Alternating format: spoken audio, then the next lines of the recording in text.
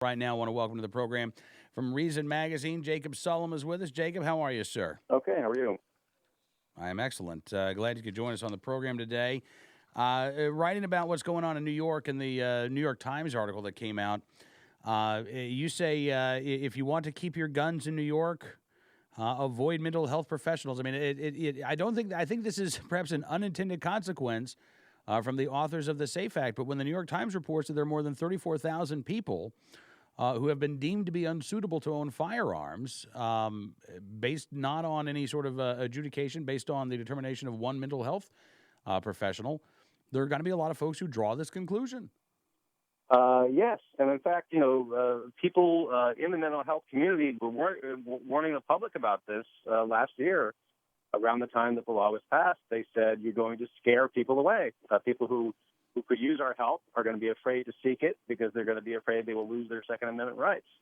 And we don't know the extent to which that is happening, but it is a reasonable fear that if you confess to a psychiatrist or psychologist or social worker or a physician of any kind, actually, that you have had suicidal thoughts, or if you say that there's somebody you really hate and, boy, you'd like to kill them, depending upon how seriously that clinician takes what you say, you can end up being reported.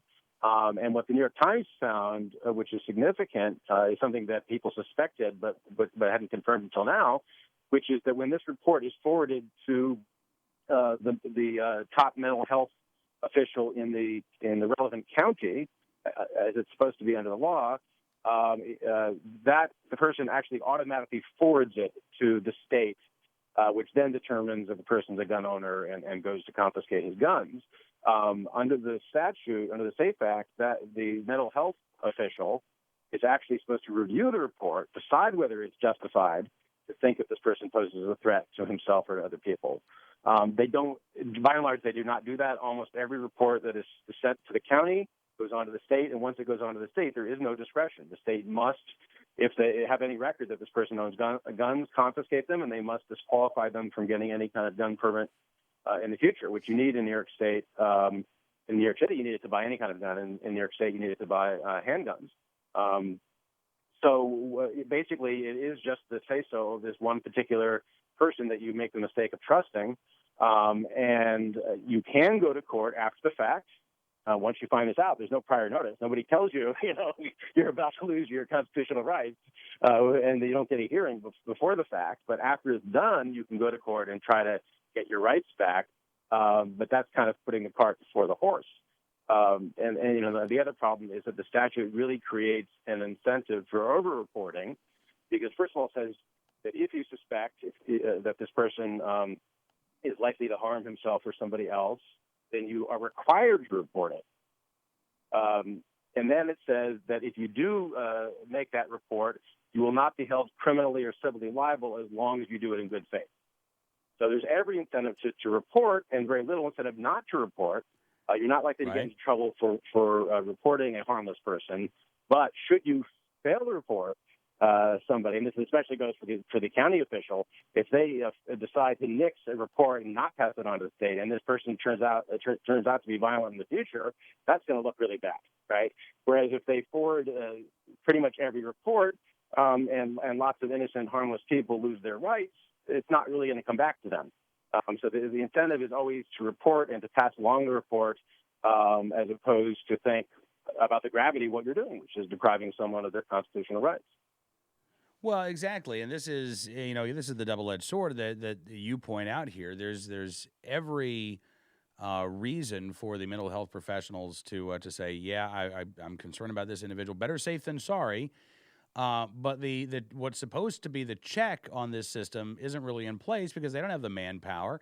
The New York Times story, I think, quoted one of these county officials who said, when I first started getting these, I would try to investigate every case, but I can't. And so I just kind of rely on the judgment of the mental health professionals. If they send it to me, I'm going to go ahead and approve it. What happens, Jacob, if you get put on this list deemed to be unsuitable to own a firearm and you don't think that you should be on that list? What are your recourses? Well, you can go to court to challenge it, but the thing is, you may not even know about this because it's not going to come up unless they come get your guns or you try to get a permit that you're denied. Right. So we're talking about 35,000 people who are in this database. It's not clear how many of them know they're in the database. Right. It's not only going to come up if you try to buy a gun, or if you already have guns that they come to take away. And in the case of lawn guns, in most of New York State, they're not going to know that you have them, so they're not going to come to take them away because you don't need a permit for them. Right. So there are a lot of people out there who have lost their Second Amendment rights and may not even realize it. But there was only one case the New York Times was able to find where somebody went to court to challenge the revocation of the Second Amendment rights and to try to get them back, and he lost. And this was somebody who was not deemed a threat to others, but who had suicidal thoughts, serious enough that he was hospitalized, by the way, which is somewhat misleading because you do not. The criteria for a report are less stringent than the criteria for being involuntarily treated.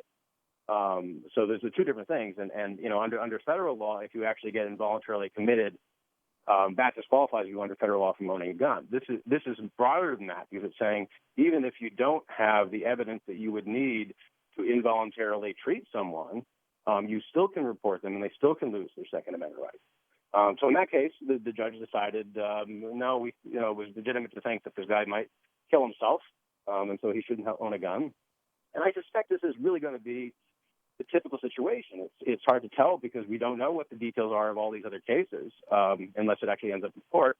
But I suspect for the most part, you're going to be talking about self-harm, which is surprising in the sense that the way this law was sold was as a response to mass murders. This is supposedly a response to the Sandy Hook massacre, right? The idea was to identify potential mass murderers before they kill anyone. But I suspect that it's going to mainly be affecting people who are thought to be, to pose a harm to themselves, in which case, it's an anti-suicide measure, you can say, but that was not the way it was sold, for sure.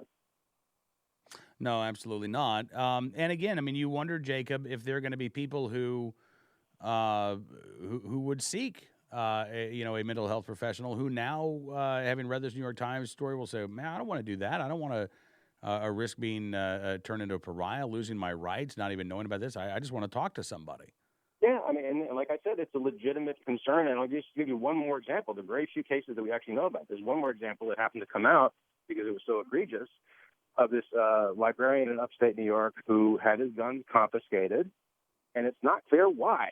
Okay, he said he did go to see, I think it was a psychiatrist or a psychologist. It must have been a psychiatrist. He got a prescription. He got a prescription for Xanax. Somehow the state found out about this. Now, the state is never supposed to find out about the details of your medical records.